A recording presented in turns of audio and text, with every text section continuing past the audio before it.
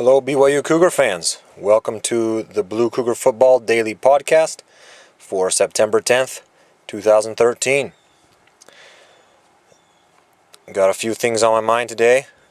Still thinking about that big Texas win. And also, though I am starting to look forward a little to Utah coming up. But there are a few other things as well, so let's get right to it. First thing on my mind is Paul Lasike. I can't stop thinking about the way he played and just how excited I am about him. One thing but the big thing I'm thinking about him is how he seems like a better, he wears number 33, just like Brian Correa did a couple years ago, and Brian Correa was our power runner those years, but Lasike, he's definitely got the power, but seems like he's got a little bit more. Seems like he's a little bit bigger, and so he's kind of an upgrade.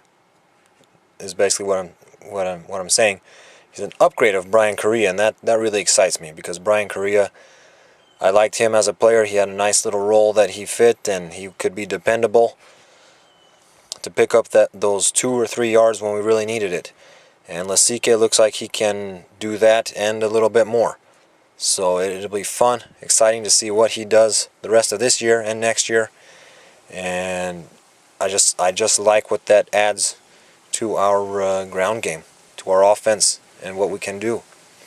It's kind of been missing the last couple of years without Correa, and so it's good to have that back again. Second thing on my mind, I guess there's a lot of people out there, some fans, even some national media members, pundits, they're trying to rationalize away the 550 rushing yards that BYU put up against Texas. And remember, this was the most rushing yards that anybody has ever had against the Texas Longhorns. So I mean, that includes Oklahoma teams that had Billy Sims, and other Heisman Trophy winning running backs all through the years. So I mean, it just blows my mind away. I mean, I understand, other times people want to rationalize something away, but any time that it's the most in the history of a program, you need to take notice, or most in the last 50 years or something, because this really reminds me a lot of what happened after the 59-0 win against UCLA back in 2008. Sure, UCLA had some turnovers in that game and other things that helped it to get out of hand, but still, it was the worst defeat that UCLA had in 80 years. And so when things like that happen, you let it stand on its merits alone, and you just applaud. You say, that was great, that was amazing. And you put it into that perspective.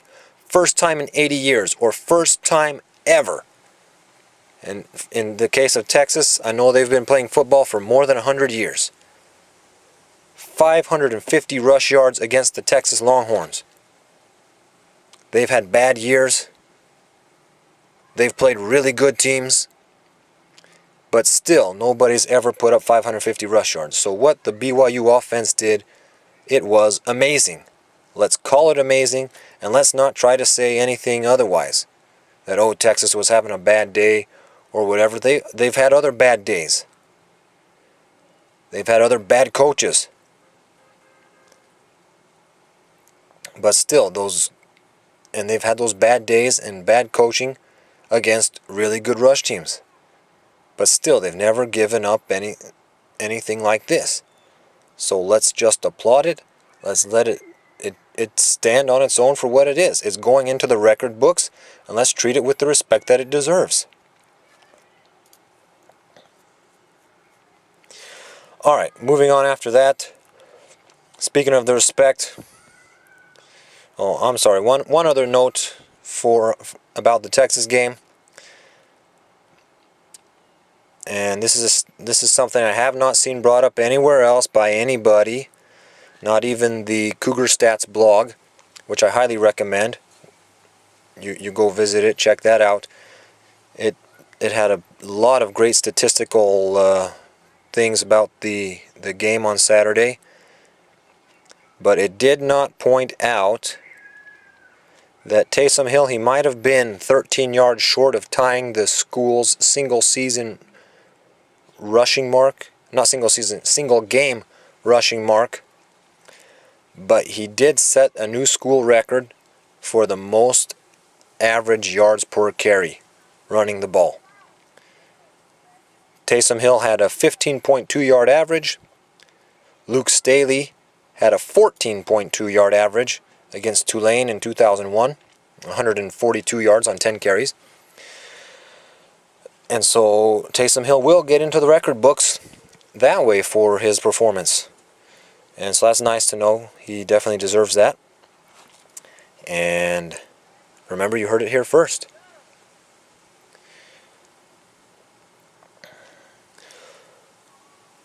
Okay, so apparently there's some people out there talking about BYU making it to the BCS, into a BCS bowl if they win the rest of their games. And well, all of us here in Cougar Land, we don't like to hear that. We've heard that story so many times the last 5 years that we just don't want to hear about it. We don't want to get our hopes up and get our hearts broken again. So just until it happens, don't say anything, please. Let us enjoy what we can enjoy, but not get so high that we're going to be totally depressed after. And I myself, I prefer that course too, as a BYU fan. But in light, since some people are talking about it, here's what I do like about it. I like that they're talking about it. It shows the respect that BYU has. We still have it, even though for us the last 3 years have been very disappointing. It just shows how much respect BYU has that other teams not in the Big Five, the Power Five conferences do have. I mean, how we're talking. We had a big win over Texas, right?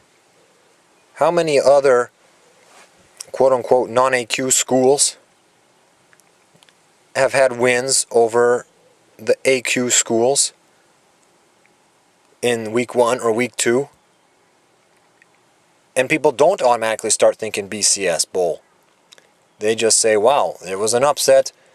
What happened there, that's crazy. What's wrong with fill in the blank school? But they don't talk about the team that beat them. They don't start saying, whoa, well, this team might make a run for the BCS. They don't do that because, well, they don't have the same respect for those teams. So, yeah, well, we know we need to keep our heads level and not get into all that, but to have other people talking about it, I see it as a great sign of respect, and that people do put us really on a different level than the other schools, like from the Mountain West, from Conference USA, and those other conferences that for a long time we were just grouped in and associated with.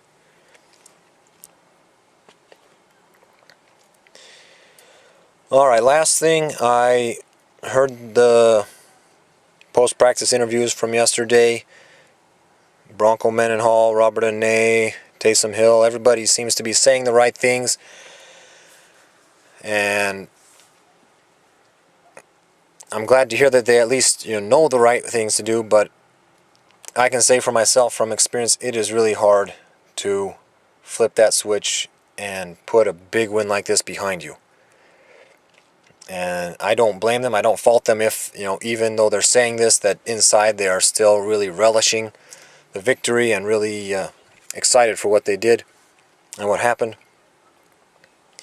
But that's also why I'm really glad that the schedule was set up this way with a bye week now before Utah. Because that way, by next Monday, they'll definitely be over the win. People will be talking to them a lot less about it, and they will be focused like they should be for another game. And this Utah game, we all know how big it is and how important it is to our just to our program, to the seniors, to the fans, to the coaches, to in-state recruiting, you name it, to keeping the momentum going, and making this trying to make this a special year. So it's really nice that it's laid out this way, and I'm glad to hear that they're saying the right things. But I speak from experience. I know it's not the easiest thing to do, and so, but I feel good that by next Monday, everything will have come back to normal, and they will be able to have a real good, solid week of preparing for Utah. Now it sounds like they're starting Utah prep now, meaning everything like from watching game film to installing the game plan, working on all that stuff. Sounds like they're doing it now, which I like. I know many coaches, many times BYU hasn't treated the bye week as an extra week to get ready for the next game, but they use it as a week to work on other stuff. But in this case, I would really like to see BYU use that as an extra week to prepare for the next game, because we all know that if BYU loses this next game, and even if they win all the rest of the games, win at Wisconsin, win at Notre Dame, finish ranked in the top 15, beat Boise State, demolish Georgia Tech again, if we don't beat Utah at the end of the year, we're going to feel incomplete. We're going to have to sit with not just one more year, but 3 more years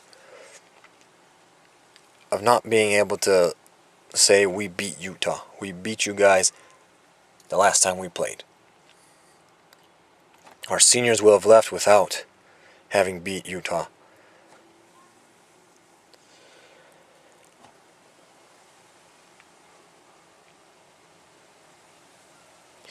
So that's what I've got on my mind today. I hope you enjoyed it, and tune in again tomorrow. Go Cougars!